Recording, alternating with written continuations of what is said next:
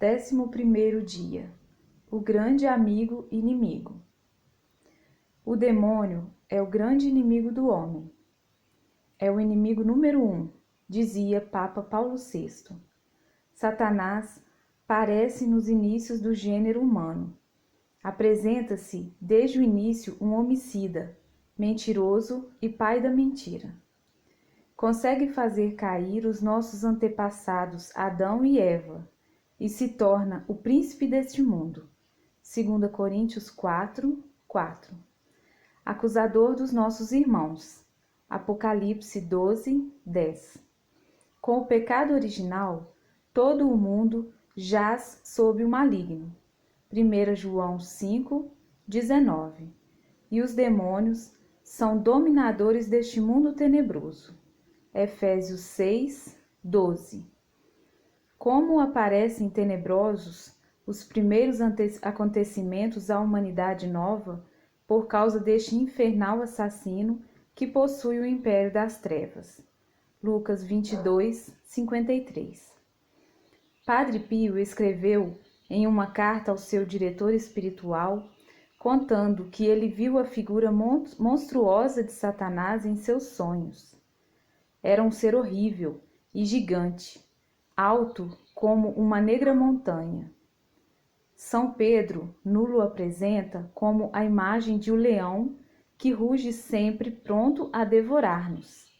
1 Pedro 5, 8, 9. Como o tortura a inveja, porque nós podemos nos salvar. Ele nos quer todos no inferno. A aurora que surge. Uma cena estupenda nos aparece no início da humanidade dominada por Satanás e oprimida pelo pecado. Uma mulher sublime, com seu filho, amassa a cabeça da serpente. Gênesis 3, 15. A Imaculada, vencedora de Satanás, brilhante nas trevas do pecado, com seu divino filho, é a desafeta de Satanás. Em Gênesis, Deus apresenta a Imaculada semelhante à aurora que se eleva maravilhosa sobre a noite da humanidade pecadora. Em Cântico dos Cânticos, o autor inspirado exclama: quem é aquela que avança como a aurora, bela como a lua, eleita como o sol, tremenda como um exército formado? 6, 9. É a Imaculada, guerreira invencível, senhora das vitórias, terror dos demônios. Santa Bernadette nos narra em Lourdes que viu, ao lado da gruta, uma turma de demônios que berravam gritos infernais. Assustada, a santa olhou a Imaculada. Bastou um olhar severo de Maria para eles e fugiram. Assim, o demônio, em frente à Imaculada, demonstra o que significa seu nome: Beelzebu, Deus das moscas. Tentadores em luvas amarelas. A tática do diabo é alegrar os sentidos e a imaginação do homem para perder o seu espírito. Se apresenta como um conselheiro e um servidor em luvas amarelas, com ofertas de bens e prazeres sedutores a ganhar. Fez isso com Eva, Gênesis 3, 1 a 7. Com Jesus, Mateus 4, 1 a 11. E com os santos de todos os tempos, São Bento, São Francisco de Assis, Santa Teresa d'Ávila, Santo Curadars, São João Dom Bosco, São Padre Pio. Hábil e na defensiva, o demônio sabe servir-se de tudo para nos arruinar. A imodéstia de Davi, 2 Samuel 11, de 2 a 26. A gula de Esaú, Gênesis 25, de 29 a 34. O apego às riquezas de Ananias e Safira, Atos 5, de 1 a 10. Ele tenta até propor coisas aparentemente úteis para as almas. Sabe-se que Curadás pregava de maneira simples, fecunda de graças para as almas. Cheio de premuras, o diabo foi a ele, exortando-o a pregar de modo difícil, assegurando-lhe a fama de grande pregador. O santo adviu o engano, recusou-se e continuou com seus sermões simples e eficazes. Pagou com muitos despeitos furiosos que o demônio lhe fez dia e noite. 4 estúpidos. Satanás tem uma obra-prima: convencer os homens que ele não existe. Conquistando isso, trata os homens como bonecos. Padre Pio escutou um sermão onde o orador nada fazia mais que perguntar-se sobre a existência do diabo. No final, o orador concluiu que ele existe.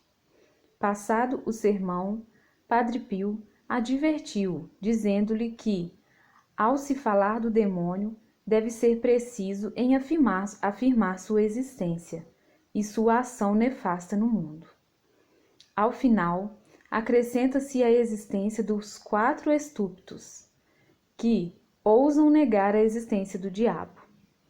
Hoje são mais que 4, e há até na Igreja, infelizmente.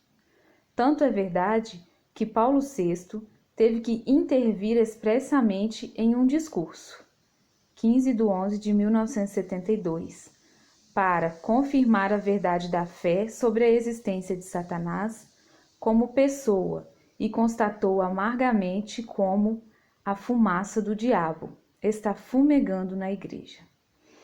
A uma de suas filhas espirituais, Padre Pio disse: se pudesse ver a olhos nus quantos demônios invadiram a terra, não mais veríamos o sol.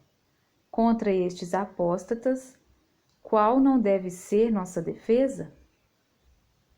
Vigiai e rezai. Jesus nos preveniu contra as insídias do diabo. Ele nos ensinou no Pai Nosso: não nos deixeis cair em tentação. Marcos 14:38. A guarda e a oração são as 2 maiores forças do homem contra o demônio. Façamos nossa recomendação de Padre Pio. Filho, o inimigo não dorme. Esteja alerta com a guarda e a oração. Com a primeira, avistaremos. Com a segunda, teremos armas para nos defender. A guarda nos faz avistar as ocasiões perigosas. Uma leitura, um espetáculo, uma pessoa, um lugar, uma vontade. A oração nos dá força de evitar os perigos, de fugir às ocasiões, como recomendava São Felipe Neri. Santo Agostinho ensina que o demônio é só um cão amarrado e só pode morder quem dele se aproxima. Ao largo, então. Se o demônio se faz insolente, escutemos a palavra de São João Bosco, que dizia aos seus jovens: quebrai aos cornos do demônio com a confissão e a comunhão. Amassa-lhe a cabeça. São Maximiliano escreveu que a serpente levanta a cabeça em todo o mundo, mas a Imaculada lhe pisa em vitórias grandiosas. Para abater o demônio de modo mais humilhante, precisamos recorrer à Imaculada. O demônio tem pavor dela, que sozinha é terrível como um exército formado. Cânticos 6, 9. Quando Santa Verônica Juliane era atacada fisicamente pelo demônio, ao conseguir invocar Nossa Senhora, o demônio fugia precipitadamente gritando: não invoque minha inimiga. A oração mariana mais forte contra o demônio é o rosário. Uma vez lhe perguntaram durante um exorcismo qual oração ele mais temia. Respondeu: o rosário é meu flagelo. Se os cristãos levassem consigo e usassem a miúde este flagelo dos demônios, quantas ruínas, desventuras e pecados há menos sobre a terra.